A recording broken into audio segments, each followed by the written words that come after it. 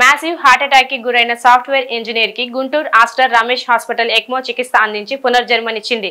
అధిక గుండెపోటుతో పాటు అన్ని అవయవాలు నిశ్చల స్థితికి చేరడంలో senior cardiologist doctor Ramarao, doctor Haritha గారి వైద్య బృందంతో ఎక్మో చికిత్స అందించడంతో ఆ సాఫ్ట్వేర్ ఇంజనీర్ పూర్తిగా కోలుకున్నారు. ఈ మేరకు Ramesh hospitals deputy managing director Rayapati మమతాతో పాటు చికిత్స అందించిన వైద్యులు శనివారం హాస్పిటల్లో మీడియా సమావేశాన్ని ఏర్పాటు చేసి కేసుకు సంబంధించిన వివరాలను వెల్లడించారు.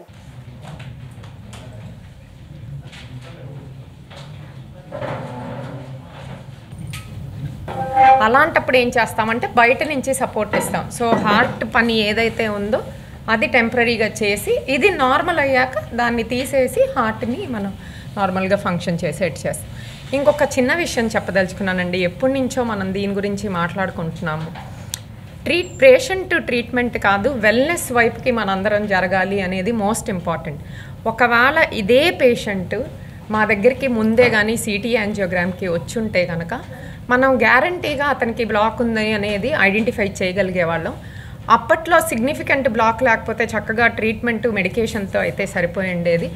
ఒకవేళ బ్లాక్ ఉంది ఇమీడియట్గా అవసరం అని అనుకున్నా కానీ మనం ఎలక్టివ్గా సర్జరీయో లేకపోతే స్టంట్లో వేసుకోవటానికి ఉపయోగపడేది. ఇప్పుడు ఏమైంది, లాస్ట్ మినిట్ ఏం జరుగుతుందో.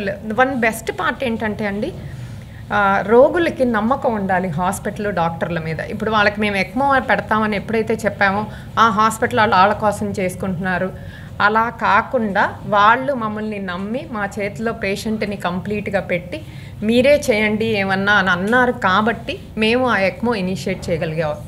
అదే వాళ్ళు కానీ టైం తీసుకొని ఉంటే పేషెంట్ని వాళ్ళు మనం ఇలా చూడగలిగేవాళ్ళం కదా.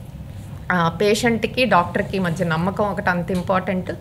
అండ్ వెల్నెస్ అనేది చాలా ఇంపార్టెంట్ అండి. ఇది మాత్రం మీరు ఎక్కడికి వెళ్ళినా కానీ దాని గురించి ప్లీజ్ మాట్లాడండి. ఎందుకంటే మేము హాస్పిటల్లో డాక్టర్స్గా మాట్లాడితే ఏదో హాస్పిటల్ ఇన్కమ్ కోసం అనుకుంటున్నారు, కాదు. ఇందాక అడిగినట్టు 35 ఏళ్ళకే హార్ట్ అటాక్ ఏంటి అంటే మాకే విచిత్రంగా ఉంటుంది. 35-40 ఏళ్ల లోపల ఎంతోమంది వస్తున్నారు మన హాస్పిటల్కి ఇట్లాగా మైనర్ బ్లాక్, మేజర్ బ్లాక్లో. కొంతమందికి యాంజియో చేసి ఏమి ట్రీట్మెంట్ మెడికేషన్ అవసరం అయితే ఇస్తున్నాము, కొంతమందికి స్టంట్ వేయాల్సి వస్తుంది, కొంతమందికి అసలు ఓపెన్ హార్ట్ సర్జరీ కూడా చేయాల్సి వస్తుంది 40-45 ఇయర్స్కి. సో అన్నీ మారాయి. ఇదివరకు నుంచి ఉండే జెనెటిక్స్తో పాటు మన ఫుడ్, లైఫ్ స్టైలు, టెన్షన్లు అన్నీ ఒత్తిడి పెరిగింది. సో దాంతోపాటు మనకు వచ్చే జబ్బులు కూడా పెరిగాయి. సో ఎర్లీగా హార్ట్ అటాక్స్ అనే దానికి కారణం అవి కూడా అన్నమాట. సో వెల్నెస్ ఎప్పుడైతే ఇలాంటివి పెరిగాయో మనం దాని మీద దృష్టి బాగా మరల్చాల్సిన అవసరం ఉంది. వెల్నెస్ అనే దాని మీద టెస్టులు చేయించుకోవటం 5 ఇయర్స్కి ఒకసారి చేయించుకున్నా ఏమీ ఇబ్బందులు లేకపోతే, అంటే బీపీ షుగర్ లేని వాళ్ళు 5 ఇయర్స్కి ఒక్కసారి అలా రూల్ అవుట్ చేయించుకున్నా చాలు. సో అలాంటి వాటి మీద మాత్రం అందరూ కాన్సన్ట్రేట్ చేయాల్సిన అవసరం చాలా ఉంది. అండ్ ఈ కేసులో బెస్ట్ పార్ట్ ఏంటంటే అండి, అందరూ కలిసి పనిచేయటం. కార్డియాలజిస్టులు, ఇంటెన్సివిస్టులు, దాని తర్వాత ఐసీయూలో staff, patient attenders, patient cooperation, ఇవన్నీ కలిపి ఇవాళ మనం ప్రవీణ్ గారిని అలా చూడగలుగుతున్నాం. మన హాస్పిటల్లో రమేష్ హాస్పిటల్స్ గుంటూరులో 35 సంవత్సరాల వ్యక్తి, సాఫ్ట్వేర్ ఇంజనీర్.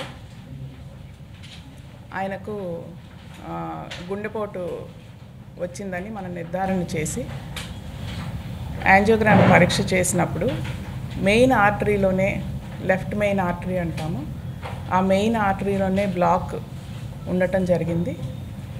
అది చూసి పేషెంట్ వచ్చిన సిచ్యువేషన్, అంటే 2-3 చోట్లకి వెళ్ళి ఆయనకి గుండెపోటు నిర్ధారణ చేసుకొని మన దగ్గరికి వచ్చేసరికి కొంత డిలే జరిగింది. అప్పటికి ఆయన ఊపిరితిత్తుల నిండా ఫ్లూయిడ్ రావటము, కార్డియోజెనిక్ షాక్ అంటాం, అంటే బీపీ లో అయిపోవటము. బీపీ లో అయిపోవటం వల్ల మిగిలిన ఆర్గాన్స్ కూడా బ్లడ్ ఫ్లో తగ్గి వాటి పనితీరు తగ్గిపోవటము, ఇవన్నీ జరిగిన పరిస్థితిలో మన హాస్పిటల్కి రావటం జరిగింది. ఆయనకు యాంజియోగ్రామ్ చేసినప్పుడు మెయిన్ ఆర్టరీలో బ్లాక్ ఉంది. దాన్ని మొదట మనం క్లీన్ చేసి అందులో ఉన్న క్లాట్స్ క్లియర్ చేసిన తర్వాత బ్లడ్ ఫ్లో అనేది ఎస్టాబ్లిష్ చేసాం. గుండెకి ఇలా గుండెపోటు వచ్చి రక్త ప్రసరణ ఎస్టాబ్లిష్ చేసిన తర్వాత 100లో 80 మంది పేషెంట్స్ బాగా రికవర్ అయిపోతారు. కానీ ఈయనకి మెయిన్ ఆర్టరీ బ్లాక్ అవ్వటం వల్ల బీపీ లో అయిపోయి కార్డియోజెనిక్ షాక్ అనే సిచ్యువేషన్లో ల్యాండ్ అయ్యారు. ఇలాంటి పేషెంట్స్కి మనం నెక్స్ట్ స్టెప్ కింద వెంటిలేటరీ సపోర్ట్, లంగ్స్కి వెంటిలేటర్ అనేది కనెక్ట్ చేయడం జరుగుతుంది. అలాగే బీపీ మెయింటైన్ చేయడం కోసం ఇంట్రాయోటిక్ బెలూన్ పంప్ అనే పరికరాన్ని అరేంజ్ చేస్తాం. సో ఈ 2 సపోర్ట్స్, ఒకటి సర్క్యులేషన్ కోసము, రెండవది బాడీలో ఆక్సిజనేషన్ పెరగటం కోసము వెంటిలేటర్ అనేది కనెక్ట్ చేస్తాం. సో ఇవి కనెక్ట్ చేసినా కూడా ఈ పేషెంట్లో ఇంప్రూవ్మెంట్ లేదు. అది కాకుండా ఆయన గుండె మీద ఇంకా ఒత్తిడి పెరిగిపోవటం, ఊపిరితిత్తుల్లో ఆక్సిజనేషన్ అనేది జరగకపోవటం, ఇలాంటి ప్రక్రియల వల్ల పేషెంట్ డిటీరియేట్ అయిపోవటం జరుగుతుంది. సో అలాంటి సిచ్యువేషన్లో అంటే ఆధునికమైన పరికరం మనకందరికీ తెలుసు, ఎక్మో అనే పరికరం అనేది వివి ఎక్మో అంటాం. వీనస్ సిస్టమ్ నుంచి వీనస్ సిస్టమ్కి కనెక్ట్ చేసే ఎక్మో అనేది ఊపిరితిత్తులకి సహాయం చేయటం కోసం కోవిడ్ టైంలో కొంతమందికి వాడటం జరిగింది.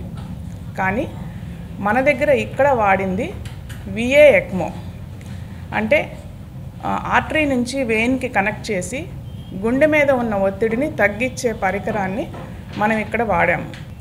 ఇది ఆంధ్రాలో ఫస్ట్ టైం మనం ఇక్కడ హార్ట్ అటాక్ వచ్చిన పేషెంట్కి విఏ ఎక్మో వాడి అతని ఈ కాంప్లికేషన్స్ అన్నిటిలోంచి బయటపడి సర్వైవ్ అవ్వటం జరిగింది.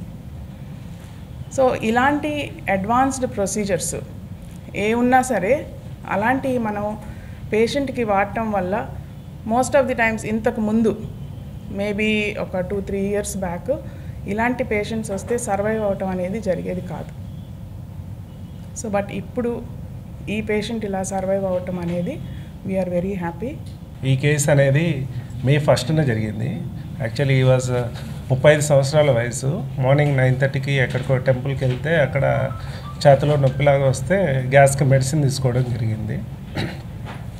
ఇంట్లో వాళ్ళు అది చూశారు. చూసి 12 గంటల సమయంలో కూడా ఆయనకి ఇంకా డిస్కంఫర్ట్గా ఫీల్ అవుతున్నాడు అనేసి, సో ఇది ఏదో తేడా ఉంది అనేసి అని దగ్గరలో నర్సింగ్ హోమ్కి వెళ్ళడము, అక్కడ ఈసీజీ తీసి హార్ట్ అటాక్ వచ్చిందనేసి నేను నిర్ధారించారు.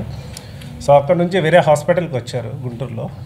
కానీ పేషెంట్ కండిషన్ చూసేసి ఇది చాలా ప్రమాదకరమైన పరిస్థితిలో ఉన్నాడు. రమేష్ హాస్పిటల్లో అయితే మంచి వైద్యము తొందరగా జరుగుతుందనేసి అని వాళ్ళు ఇక్కడికి షిఫ్ట్ చేయించారు.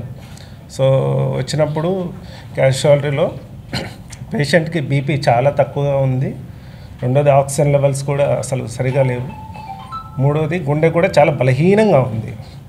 సో ఆ టైంలో క్యాజువాలిటీలోనే ఆయనకి వెంటిలేటర్ అమర్చి బీపీ ఇంప్రూవ్ అయ్యేదానికి మెడిసిన్ ఇచ్చేసి ఇమీడియట్గా అటెండర్స్కి ఇది మ్యాసివ్ హార్ట్ అటాక్ అని చెప్పేసి సో యాంజియోకి షిఫ్ట్ చేశాము. యాంజియో చేస్తే అక్కడ సర్ప్రైజింగ్గా గుండెకు రక్త ప్రసరణ చేసే ఒక ముఖ్యమైన రక్తనాళము ఎడమ సైడ్ ఉంటుంది. అది 80% గుండెకి రక్త ప్రసరణ దాని ద్వారానే జరుగుతుంది. అది టోటల్గా 100% బ్లాక్ అయిపోయింది. సో ఇట్లా బ్లాక్ అయినప్పుడు జనరల్లీ అసలు పేషెంట్స్ సర్వైవ్ కావడం అనేది చాలా అరుదు. అలాగే వారికి ట్రీట్మెంట్ చేసినా కూడా వాళ్ళు బయటకు రావడం అనేది చాలా అరుదు. సో ఇమీడియట్గా దానికి యాంజియోప్లాస్టీ చేసేసి రక్త ప్రసరణ చేశాము. ఆ క్రమంలోనే ఆయనకి 2 సార్లు VTVF అంటారు, అంటే గుండె ఇర్రెగ్యులర్గా కొట్టుకోవడము, గుండె ఆగిపోవడం జరిగితే 2 సార్లు షాక్ కూడా ఇచ్చాము క్యాథ్లాబ్లోనే. దాని తర్వాత బీపీ ఇంకా తక్కువగా ఉంటే IABP అనే ఒక పరికరం ఉంటుంది, అది పెట్టేసి ICUకి షిఫ్ట్ చేయడం జరిగింది. దాని తర్వాత ఆయనని ఒక 2 గంటలు చాలా క్లోజ్గా అబ్జర్వ్ చేసాం. చూస్తూ ఉంటే ఆయన కండిషను మెరుగుపడకపోగా మెల్లగా ఇంకా క్రమక్రమంగా తగ్గిపోతూ ఉన్నాడు. వివిధ అవయవాల మీద ఒత్తిడి మెల్లగా పెరుగుతూ ఉంది.